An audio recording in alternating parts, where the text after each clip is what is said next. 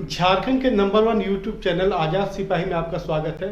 मैं हूं दयानंद राय और आज है हमारे साथ खास मेहमान किशोरी राणा जी। किशोरी राणा जी नव झारखंड फाउंडेशन के केंद्रीय अध्यक्ष हैं और उन्होंने संघर्ष से अपना सफ़र शुरू किया और अपने दम पर मुंबई जैसी माया नगरी में पहचान बनाई और उसके साथ साथ समाज सेवा भी करते रहे हैं। तो आज हम किशोरी राणा जी से बात करते हैं। किशोरी राणा जी, आप कृषक परिवार से आते हैं, हजारीबाग छोड़कर माया नगरी मुंबई गए और वहाँ संघर्षों के साथ अपना सफ़र शुरू किया। तो हजारीबाग से मुंबई आपको जाने की ज़रूरत क्यों पड़ी? सबसे पहले मैं अपने दर्शकों को जोहार नमस्कार कहना चाहता हूँ। मैं एक झारखंड का गरीब मजदूर घराने का लड़का हूँ और पिताजी हमारे खेतीबाड़ी करते थे जी। और उस अवस्था में हमें एजुकेशन जितना उनसे हो सका हमें 10वीं पास करवाए और घर की स्थिति खराब होने के वजह से मुझे मुंबई जाना पड़ा अपने परिवार के पालन पोषण के चलते। किशोरी जी, आप गांव भी बता दें और अपने पिताजी का मतलब ठीक बताएं ताकि दर्शक पूरी तरह देखिए, मेरा गांव ग्राम डांड पड़ता है, ये थाना कटकम सांडी, अच्छा, जिला हजारीबाग। मेरे पिताजी का नाम स्वर्गीय कार्तिक राणा जी है जी। और मैं एक सामाजिक कार्यकर्ता हूँ। गरीबों के ऊपर बहुत ख्याल रखता हूँ, खास करके झारखंड में जो गरीबों मजदूरों के साथ जिस तरह का दुर्व्यवहार होता है या उसके साथ घटना घटती है, प्रदेश में जो भी स्थिति उनके साथ बिगड़ती है उसके साथ मैं हमेशा उसके साथ कंधे में कंधे मिला करके चलने का कार्य करता हूँ। आप मुंबई गए, क्या स्ट्रगल आपको करना पड़ा, कैसे फिर आपने अपनी पहचान बनाई, बताइए। एक्चुअली मुंबई में हम लोग जब गए थे तभी मुंबई में हमारा पहला जाना था और उस तरह का वहाँ जो माहौल था, वहाँ रहने के लिए बहुत तकलीफ होते थे। पहले झोपड़ी रेलवे के किनारे बहुत हुआ करते थे। जितने भी झारखंड या कहीं के लोग जो मजदूर ग्रेड के लोग जाते थे उसको रहने की बहुत भारी समस्या होती थी, वही झोपड़पट्टी में रहना पड़ता था और काफ़ी स्ट्रगल करना पड़ता था। पानी की बहुत बड़ी समस्या थी, बिजली तो खैर मिल जाता था और उस टाइम काम भी खोजने के लिए बहुत तरह का तकलीफ उठाना पड़ता था क्योंकि व्यवस्था नहीं था, मोबाइल का ज़माना नहीं था, फ़ोन बहुत रेयर रहता था। मोहल्ले में एक टेलीफोन होता था तो सुबह से वहाँ लाइन लगा करके जा करके किसी का अगर कोई कॉन्ट्रैक्टर के यहाँ काम करने जाना है तो वहाँ खड़ा रहना पड़ता था। उसके बाद उसका कॉल आता था, टाइमिंग दिया रहता था, उससे बात होती थी, फिर काम पे जाया जाता था। अभी तो फ्री टाइम हो गया, अभी तो लोग मोबाइल से बात कर लेते हैं और कहीं भी काम करने चले जाते हैं। वो टाइम बहुत समस्या हुआ करता था मुंबई में। आप इंटीरियर डेकोरेशन के क्षेत्र में आपने अपनी पहचान बनाई, तो क्या कोई संस्था बनाई वहाँ या फिर ऐसे ही काम किया? नहीं, हमने सबसे पहले यहाँ से जब गया था तो इंटीरियर डेकोरेटर, मैं तो मेरा ख़ानदानी, मैं राणा हूँ, बढ़ई जात का हूँ, मेरा पेशा वही है और मैं अपने पेशे में ही गया। वहाँ जा कर के मैं कारपेंट्री लाइन का काम शुरू किया, किसी ठेकेदार के तहत काम चालू किया और करते करते करते जब 2-3 साल बीत गया और हमारे झारखंड के कुछ हमारे जैसे कुछ लोग वहाँ जब एकत्रित हो गए और उनके साथ बहुत तरह का समस्या आने लगा, तो जब कभी एक्सीडेंटल समस्या है तो कहीं कोई पैसा नहीं दे रहा है, बहुत सारी समस्याएं आती थी। उस बीच हम लोगों ने ऐसा आपस में एक लड़के का ग्रुप बना करके हम लोगों ने समाज सेवा का एक दिमाग में सोचा कि अगर हम झारखंड के लोग हैं और झारखंड के लोगों को कुछ भी तकलीफ होता है तो हम लोग एकत्रित कैसे होंगे। तो एकत्रित होने के लिए हम लोगों ने समाज सेवा का काम शुरू किया। तभी हम बिहार हमारा हुआ करता था और हम लोगों ने बिहारी एकता सेवा संघ हम लोगों ने बनाया था। मुंबई में वडाला जगह है, वडाला में हम लोगों ने बनाया था। उसके माध्यम से मुंबई में हम लोग सर्वप्रथम छठ पूजा का आयोजन छत्रपति शिवाजी दादर में जो उनका शिवसेना का जो ऑफिस है उसके बगल में समुद्र है, वहाँ हम लोगों ने आयोजन किया करता था और विश्वकर्मा पूजा भी बहुत भव्य किया करता था। 15 अगस्त 26 जनवरी भी किया करता था। तो एक हम लोगों ने एक समूह बना दिया, एक माहौल बना दिया, तो लोग वहाँ के लोग भी देखने लगे, झारखंड के कुछ लोग यहाँ रहते हैं, तो ये समाज के माध्यम से हम लोग को उन लोगों से भी इज्जत मिलने लगा कि भाई नहीं, एक सामूहिक लोग हैं, सामाजिक लोग हैं, तो इनके साथ हमें जुड़ के रहना चाहिए। तो पहले हम लोग की कोई भी बात को लोग नहीं सुनते समझते थे। जब मेरी समूह बढ़ी, लोग हम लोग काफ़ी हो गए, तो उन लोगों ने भी हम लोग को कॉपरेशन करना चालू किया, और कॉपरेशन करते करते आज हम 32 साल मेरा मुंबई हो गया, और 32 साल के दरमियान बहुत ऐसी समस्याएं आए गए और जाते गए। हर समस्या में हम लोग खरे उतरे। ज़्यादातर वहाँ सबसे बड़ा घटना होती है कि वहाँ जब किसी का डेथ होता है तो उसकी बॉडी को भेजना, उसको सपोर्ट करना, उसको पैसा दिलाना। पैसा नहीं मिलता है तो हम लोग एकत्रित करके, चंदा जमा करके उसको बॉडी भेजने की कोशिश करते हैं। उसमें जो भी खर्चा होता है, 40-50 हज़ार रुपये खर्चा होता है। उसके परिवार वाले को, बच्चे लोग को थोड़ा और पैसा जमा करके हम लोग उसको FD कराने का काम कराते हैं, ताकि उसके छोटे बच्चे को भी परवरिश थोड़ा बहुत हम लोग के माध्यम से जितना हो सके हो जाए। मुंबई हजारों लोग जाते हैं इस उम्मीद से कि शायद वहाँ उनका भाग्य बदल जाएगा। आप गए और आप सफल हुए। बहुत सारे लोगों के साथ ऐसा नहीं होता। आप सफल कैसे हो पाए, क्या कारण है? देखिए सर, कभी भी जब घर से लोग ठेस खा के जाते हैं ना, तो उसको कोई भी चीज़ वहाँ बहुत सुहाना लगता है। हम लोग घर के ठेस खाए हुए लोग थे, गरीबी बहुत चरम सीमा पे थी, जिसके वजह से हम लोगों को कोई भी चीज़ वहाँ अच्छा ही लगता था। कठिनाई तो बहुत होती थी, अब वो ज़माना नहीं रह गया, लेकिन वो टाइम जो स्ट्रगल कर लिया वहाँ मुंबई में, नहीं तो मुंबई में रहना बहुत कठिनाई थी। झोपड़पट्टी में सोना, बरसात में पानी भर जाता था, पानी सुबह सुबह लाने के लिए नंबर लगाना पड़ता था। पानी के लिए एक लड़का जो लगा रहता था 6 बजे से 9 बजे तक, वो पानी खाली मौका पा करके लाते रहता था। बहुत तरह की तकलीफ़ें होती थी। जितने लोग उसको समझ गए कि नहीं, हमको इसी तकलीफ़ से जीना है और रह जाना है, तो आज वो बहुत अच्छे लेवल पे हैं, बढ़िया हैं। आज उन लोगों ने अपने परिवार को भी अच्छे तरह से रखे हुए हैं, और जो लोग नहीं उस चीज़ को संभाल पाया, वो वापस मुंबई से झारखंड आ गया, या जहाँ के लोग हैं वहाँ चले गए। आपकी सफलता कैसे हुई? मेरी सफलता तो, मैं भी इसी तरह बहुत स्ट्रगल किया, मैं रहा।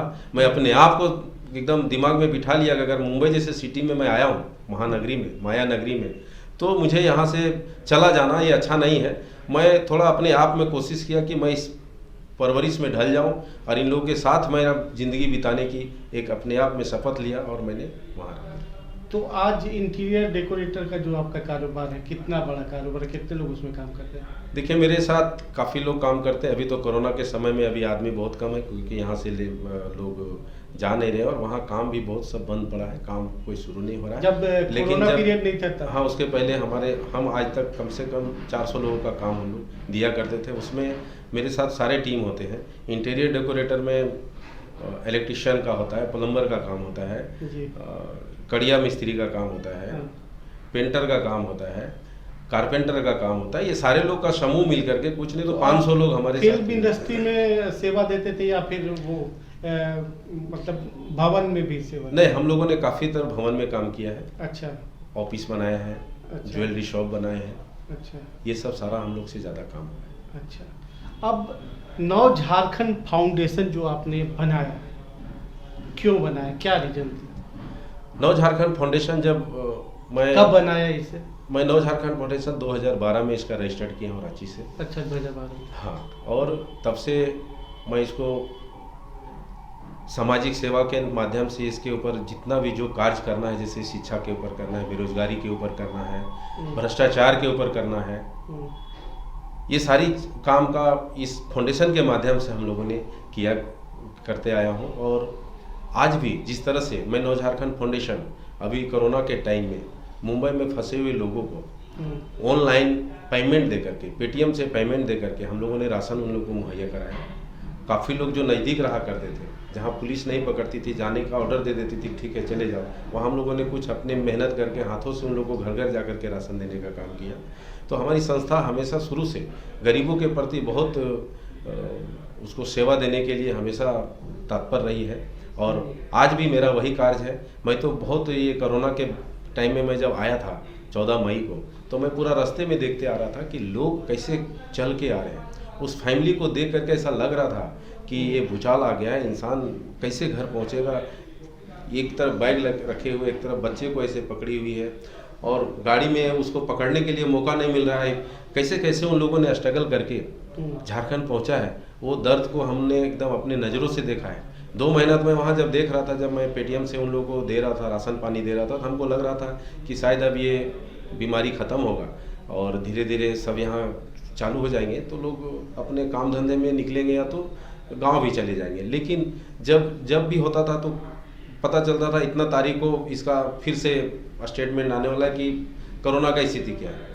अचानक प्रधानमंत्री जी जब वो तारीख को बोलते थे कि नहीं अभी इसको और 15 दिन बढ़ाया गया, तो उससे क्या होता था कि वो गरीब जिसके यहाँ राशन नहीं है, कुछ भी नहीं है, वो और एकदम बेचैनी जैसा लगता था, क्योंकि टीवी में इस तरह का दृश्य दिखाया जाता था कि कोई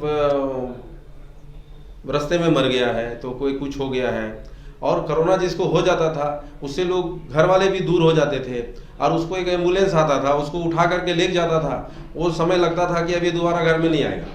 और ऐसे केसेस भी हुए हैं जिसके चलते लोग बहुत घबर गए, और घबर गए तो वहाँ से प्लान कर दिए कि भाई चलो अपने अपने राज्य में चलते, अपने घरों में चलते। और घर में जब निकले तो सरकार का कई नीति बदलते गया, ट्रेन दे रहा हूँ 2 तारीख से चालू होगा, 3 तारीख से चालू होगा। पता चला है चालू होते होते 20 मई पहुँच गया, लेकिन चालू नहीं हुआ। लोग सब्र का बांध जब टूट गया तो लोग पैदल चलना चालू कर दिए। और हमको लगता है काफ़ी लोग पैदल, साइकिल से, मोटरसाइकिल से, ट्रकों में ठूस करके, जबकि हमेशा सरकार का आदेश आया करता था कि 2 गज की दूरी में चलिए, लेकिन भाई 2 गज की दूरी लायक कोई चीज़ ही नहीं है। एक बस वाला एक सीट में एक आदमी बिठा रहा है, वो 8,000 रुपया मांग रहा है। उस गरीब के पास 8,000 रुपया आएगा कहाँ से, जब 2 महीना घर में बंद है। आप हजारीबाग से निकले, सफल हुए, सफल हैं, और हजारीबाग को आप करीब से जानते हैं क्योंकि उसका दुख दर्द आप समझते हैं। क्या कारण है कि झारखंड बने 20 साल हो गए, लेकिन हजारीबाग में आज भी जो विकास होना चाहिए वो नहीं हुआ है? उसकी वजह से आप जैसे कई लोग भी सोचते हैं कि हम दूसरे शहरों में जाए आमदनी अर्जित करने के लिए। देखिए सर, हजारीबाग तो है ही। हजारीबाग के साथ साथ मैं पूरे झारखंड की बात करता हूँ, खास करके उत्तरी छोटा नागपुर मेरा बहुत पुअर हो चुका है। और जिस तरह से यहाँ हमेशा सांसद और विधायक सही तरीके से जीत करके आए, उनका जो कार्य शैली रहा वो बिल्कुल सही नहीं रहा, आज तक भी सही नहीं रहा है, न रहेगा ऐसा लग रहा है। आज आप देख लीजिए, चतरा हो या हजारीबाग हो या जहाँ भी हो, यहाँ जो भी सांसद हैं या विधायक हैं, आज उन लोगों को विकास के ऊपर ध्यान नहीं है। अगर विकास के ऊपर ध्यान होता था तो आज लोग पलायन नहीं करते थे, जिसके वजह से हमारा हजारीबाग विकास नहीं कर जो सांसद है वो तो विदेश में पढ़े लिखे हैं, काफ़ी उच्च शिक्षित हैं, और विकास की बातें लगातार करते हैं। आप बोल रहे हैं कि नहीं, हम लोगों ने उनके ऊपर बहुत उम्मीद रखा था। उनके पहले उनके पिताजी वित्त मंत्री रहे, विदेश मंत्री रहे। हाँ। लेकिन आज हजारीबाग में एक इंडस्ट्रियल खड़ा नहीं कर पाए, एक एयरपोर्ट उनसे नहीं बन पाया, जो आज कितने सालों से लटका पड़ा है, जिससे सरकार की एक थोड़ी सी मतलब वहाँ जो हजारीबाग का थोड़ा सुंदरता बढ़ता था, आज सुंदरता है ही नहीं। हजारीबाग में कुछ भी नहीं है। हजारीबाग में आज बगल में बड़का गांव जैसे क्षेत्र में कोयला निकल रहा है, काफ़ी मात्रा में निकल रहा है। आज अटल बिहारी वाजपेयी जी, मालूम होगा कि बहुत पहले शिलान्यास करके गए थे टंडवा का, उसको चालू होते होते होते कितने समय निकल गए। और आज कोयला अगर समझो निकाला जा रहा है, नीलामी दिया जा रहा है, तो सारा कोयला ट्रेन से भर करके बाहर ले जाया जा रहा है। क्या अगर वहाँ हम कोयला से इंडस्ट्रियल या स्टील प्लांट डालें तो जो लाखों लोग मुंबई, दिल्ली, कलकत्ता, बनारस, मद्रास जाकर के जो खटते हैं, वो गरीब मजदूर यहाँ खटेंगे। उससे शहर का विकास होगा, शहर में रेवेन्यू आएगा, पैसा का ट्रांजेक्शन बढ़ेगा, और जिससे हमारा शहर विकास करेगा। वो सोच किसी के ऊपर नहीं है। वो हमेशा आज कोरोना के टाइम में भी अमेरिका में जा बैठे थे, वो दिखते कहाँ हैं? क्षेत्र में क्या काम हो रहा है? सांसद का काम है कि हमारा क्षेत्र डेवलप करे, सुंदर दिखे। आज हमारा हजारीबाग किधर क्या डेवलप किया है? कुछ भी नहीं, जैसे तैसे वैसे ही है। नली वैसे ही, गली वैसे ही, रोड वैसे ही है, पानी की समस्या वैसी है, बिजली का समस्या वैसी है, मजदूर हमेशा बाहर जाते हैं। कभी किसी को खोजा कि हमारे झारखंड के लोग कहाँ जा रहे हैं, हजारीबाग जिला के लोग मजदूर क्यों बाहर जा रहे हैं? इसके बारे में कभी चर्चा हुआ? कभी करते हैं? नहीं करते हैं। तो हम कैसे मानेंगे कि वो सांसद हमारे लिए खरे हैं? ये तो इन लोगों का एक दौर चल गया हमारे मोदी साहब का, जिसके चलते आज इन लोगों ने बोलते हैं कि ज़बरदस्ती जिता देना, कमल छाप को ही वोट दे देना। हम कोई पार्टी को दोष नहीं देना चाहते, लेकिन कहने का मतलब जिस सोच से वोट लोग करता है, वोटिंग करता है, वो सोच को बरकरार रखना चाहिए, विकास करना चाहिए। हमारा 5 साल आप जो बिगाड़ते हैं वोट लेके, उसके बाद कुछ करते नहीं, तो हम कैसे मानेंगे कि आप हमारे सांसद हैं? आपके पास कोई मॉडल है विकास का? हजारीबाग के विकास का कैसे विकास विकसित हो सकता है? देखिए, बिल्कुल मॉडल है। मैं हमेशा कहते आ रहा हूँ कि हमारा जो कोयला जा रहा है, कोयला को रोकिए, इंडस्ट्रियल बहुत बड़ा डालिए। इंडस्ट्रियल के लिए आपको ज़मीन जो नहीं देगा उसके लिए हम सारे लोग संघर्ष करेंगे, आपको ज़मीन मिल जाएगा। दूसरा, वहाँ कृषि जैसा क्षेत्र है, वहाँ चकबंदी नहीं हुआ है, आप हर गांव-गांव में चकबंदी का सिस्टम लाइए ताकि किसान को एकत्रित एक जगह ज़मीन मिले, उसको सिंचाई का साधन मिले, उसको खेत तक बिजली मिले, उसको खेत तक जाने के लिए प्रॉपर सड़क मिले, जिससे वो क्या करेगा कि सालों भर खेती में लगे रहेगा, तो उससे उसकी पूरा परिवार से लेकर के उस गांव का विकास होगा। और जब वो विकास करेगा, खेती करेगा, उससे जो पैसे आएंगे वो शहर में आते हैं और शहर का उससे डेवलप करेगा।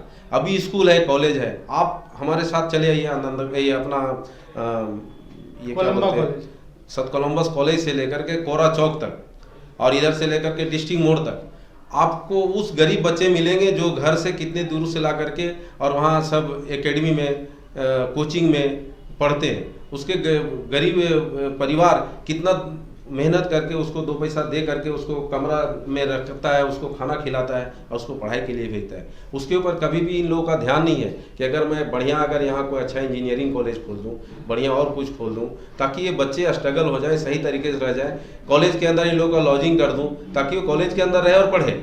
विकास का तो बहुत मार्ग है। आज मेरा सारा रुपया पूना बेंगलोर चला जाता है। जब हाई एजुकेशन में हमको जाना होता है तो हम सब सारा पैसा जो है पूना और बेंगलोर वाले को देते हैं। क्या उस पैसे को हम अगर यहाँ सरकार अगर ये चीज़ बना देती है, बड़े बड़े इंजीनियरिंग कॉलेज बना देती है और बहुत टेक्नोलॉजी वाला चीज़ है जिससे बच्चे लोग एक्सपर्ट होते हैं और उसको आगे फ्यूचर दिखाई देता है, वो सारा काम कर सकते हैं। वो चाहेगा सांसद में तो मेडिकल कॉलेज सेटअप हुआ है। देखिए, मेडिकल कॉलेज सेटअप हुआ है, बना है, लेकिन किस गति से चल रहा है वो सबको पता है। अभी तो मेडिकल कॉलेज इसको बोला जा रहा है सदर को, अभी तो वो तो ढंग से शुरू भी नहीं हुआ है। स्ट्रक्चर खड़ा हुआ है, फिनिश हुआ है, उसमें हमारे प्रधानमंत्री मोदी साहब जी भी आकर के उसको ऑनलाइन उद्घाटन भी किए थे, कोरा चौक अपना मटवारी मैदान से, वो सब हुआ है। पर जिस तरह से उसमें गति आना चाहिए नहीं हो रहा है ना, गति तो आना चाहिए ना, गति नहीं है। और एक मेडिकल कॉलेज से नहीं होगा ना सर, उसके साथ बहुत सारे चीज़ हैं। आज सारे बच्चे सोचते हैं आईटी में जाऊं, सारे बच्चे सोचते हैं कि मैं आईएएस बनूं, आईपीएस बनूं। उसके लिए आईएएस आईपीएस के लिए दिल्ली जाना पड़ता है। एक चाणक्य एकेडमी अपना प्राइवेट कोचिंग चला रहे हैं जिसके माध्यम से कुछ बच्चे को राहत मिलता है और वो पढ़ रहे हैं वहाँ। लेकिन जिस तरह से पढ़ाई और एजुकेशन के बारे में अगर सोचना चाहिए तो उस तरह से हमारे जो भी हैं सांसद हो या जो भी हो, कोई उसके ऊपर ध्यान नहीं दे रहे हैं। लगातार हमको लगता है कि उनके पिताजी, उनके बाद उनके दो बार उनके बेटे जीत चुके हैं, लेकिन हमको नहीं लगता है कि उनको हजारीबाग में कोई मन लग रहा है। झारखंड बने 20 साल हो गए, आप यहीं के हैं, क्या जो विकास हुआ है बीते 20 सालों में, जिस विकास के लिए नए झारखंड का निर्माण हुआ था, वो हुआ है आपको लगता है? नहीं हुआ है सर, क्योंकि हम छत्तीसगढ़ को भी देखे उसी टाइम हुआ था, उत्तराखंड को भी जाके देखे उसी टाइम हुआ था। जितना डेवलप उत्तराखंड और छत्तीसगढ़ किया है उसके आगे झारखंड कुछ भी नहीं किया है।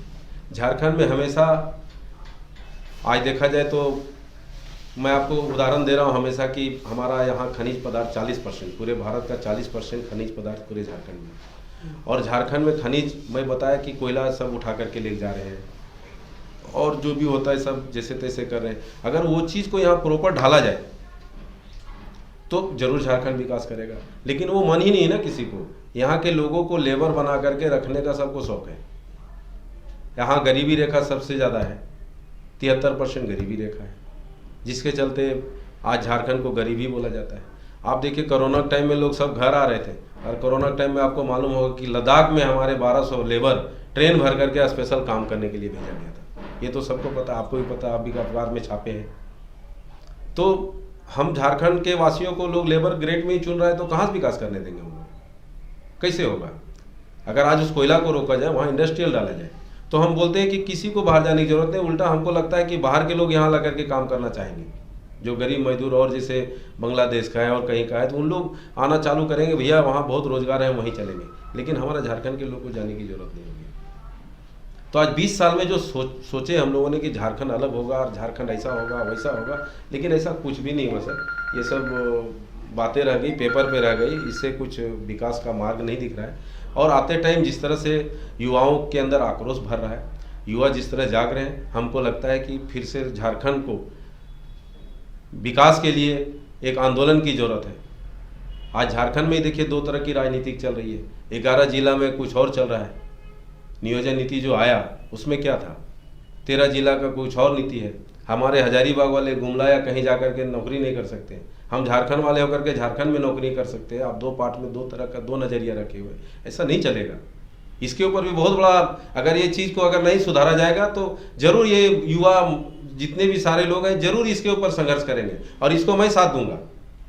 समाज बदलने का एक सशक्त माध्यम राजनीति है। क्या आप राजनीति में आना चाहेंगे बदलाव के लिए? देखिए, अगर झारखंड को अगर सही दिशा में लाना है तो उसके लिए तो अगर हम लोग को जो भी काम करना पड़े, राजनीति में आना पड़े या सामाजिक कार्य से अगर वो सुधरता है तो हम लोग जरूर करेंगे, क्योंकि हमें उस युवाओं की बहुत सोच है।